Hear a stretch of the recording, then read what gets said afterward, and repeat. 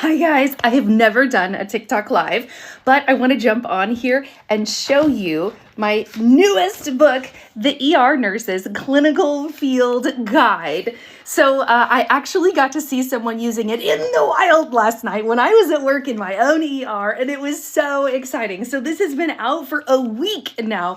It has been shipped to almost all 50 states, all over the nation, and I can't wait to start hearing from you guys about what you think about it. So if you haven't ordered your copy yet, be sure to go over to my website at nursegwenny.com. And listen, I know Gwenny is a weird name, Gwenny, nursegwenny.com, and order your copy. So it's made out of, these pages are vinyl. So like this is meant to be used when you're taking care of patients, right? This isn't like a read it at home, like when you're bored book. This isn't a test prep book.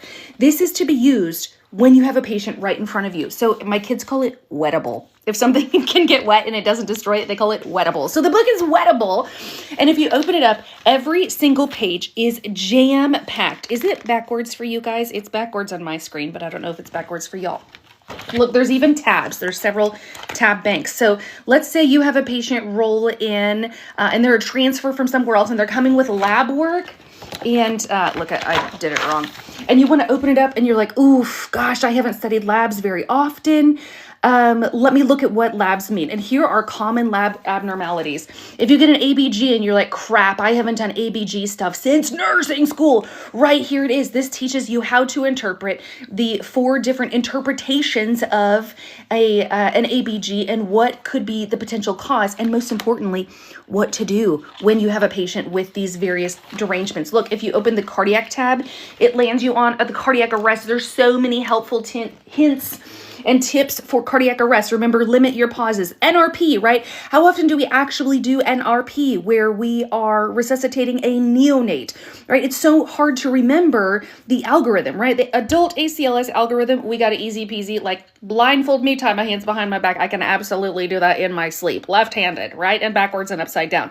But with neonates, we do that so infrequently that we need those reminders. So it's got NRP. Look your cardiology so you can know which vessel is affected by where your elevations are, your checklist, your shock index, aortic dissection principles, different types of shock and how to treat them, Bextri, all kinds of things. And look, guys, it goes on. Oh my gosh, this is my favorite page. My favorite. It took me 2 weeks. Guys, I'm not a graphic designer, okay? I am a nurse, but I did this entire book by myself. I did all of these graphics myself. And this art line page, I am not shitting you. This took me 2 weeks to do this one page alone. I hand drew all of these. So pulmonology, and then look at this. I hope that my friend Melody RT is proud of me for this one. Look, here's the ventilator page. When I was writing this book, I texted a whole bunch of my nurse friends that don't fly, because when we fly, we get a lot of ventilator training, but just ER nurse friends. And I said, hey, what do you not know about vents that you wish you did know to help you be a better ER nurse?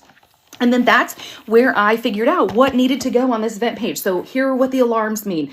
Non-invasive, what's the difference between CPAP and BiPAP? Which patient needs which one, right? Winter's formula for your patients in metabolic acidosis. Look, here's the neuro page. Look, I love this section too. So lots of neuro stuff.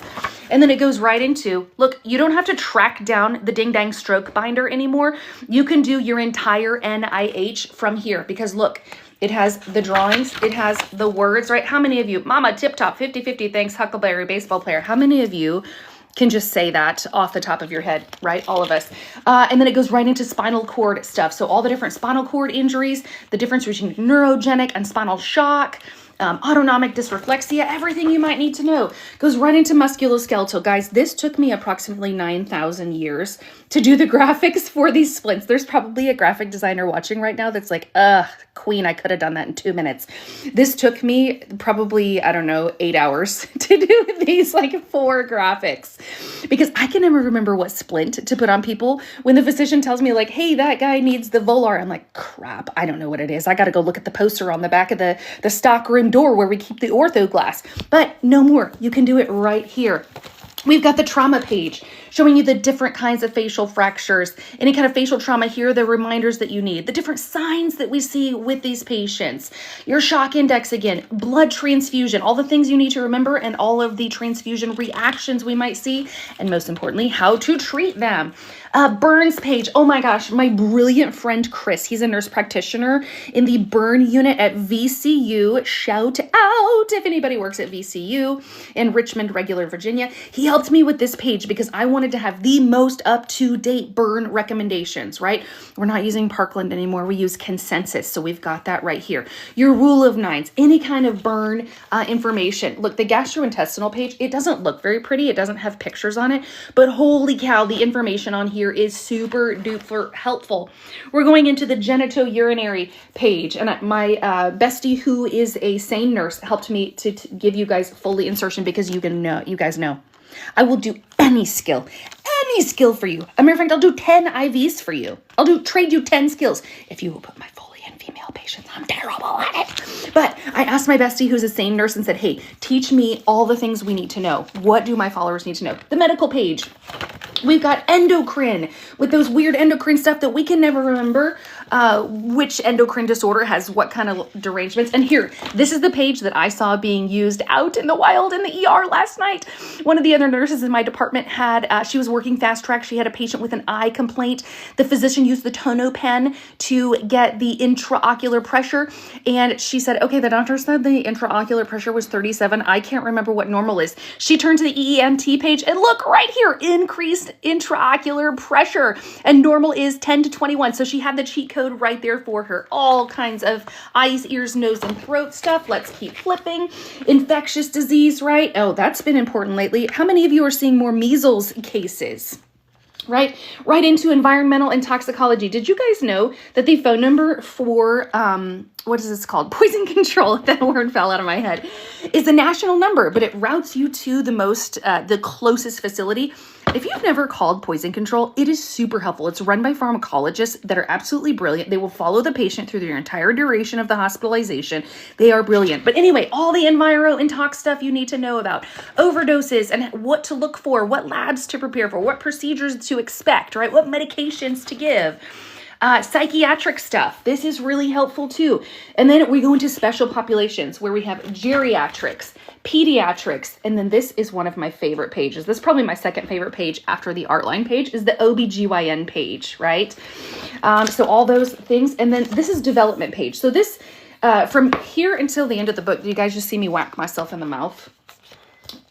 This is the Erickson's theory of development and then the nursing considerations. So your first one is trust versus mistrust. Here's how you can perform your nursing interventions to be able to support the healthy development or healthy completion of that stage. So that kind of information. Education, right? What do you do when you're about to discharge your patient? How do I get my discharge patient education ready? This has all the tips you need to know. These are just odds and ends, things that I could not figure out where else to put on here, but stuff you need to know, right? Warning signs for if a patient is a victim of human trafficking, your IM injections, your volumes based on what muscle group you're using, how to give a good report, right? If you feel like every time you get on the phone with a nurse to give a report and like you don't know what to say and you stutter and stammer around and you're like, blah, blah, blah. Follow this. This is a really great one to follow. A reminder of EMTALA. How to do a post-incident debrief if you've got like some kind of traumatic case. And then med math. Look, I love math. I'm a nerd. Nerd Club meets on Thursdays. There will be donuts. But for the rest of you who don't like math, that med math is hard for you, here is a tutorial that makes it super simple, straightforward, and easy. Then, oh my gosh, I love this. Look, these are your drip charts. It is imperative that you are always following your hospital's protocols. But look, this will at least get you in the ballpark area of it. If you're trying to give a medication, you're like, crap, I can't remember if that one's mics per kilos per minute or just mics per minute. I can't remember. This will help you out. It'll remind you of the contraindications or side effects, things you need to look out for when you're giving these medications. But there we go. We've got all of these meds on the critical drip information. And then the back, remember to know even one life has breathed easier because you have lived. That is to have succeeded. And that is a quote from our queen and leader, Florence Nightingale. Guys, thank you so much for letting me share my book. Leader, Florence Nightingale. Guys, thank you so much for letting me share my book with you and give you a little tour of it. If you want to grab your copy, head on over to my website at www.nursegwenny.com. For those of you who do have it, I would love if you would send me a really short video clip, like maybe 10 or 15 seconds of your favorite part of the book, so I can squish them all together and make a compilation video. So thanks so much, guys.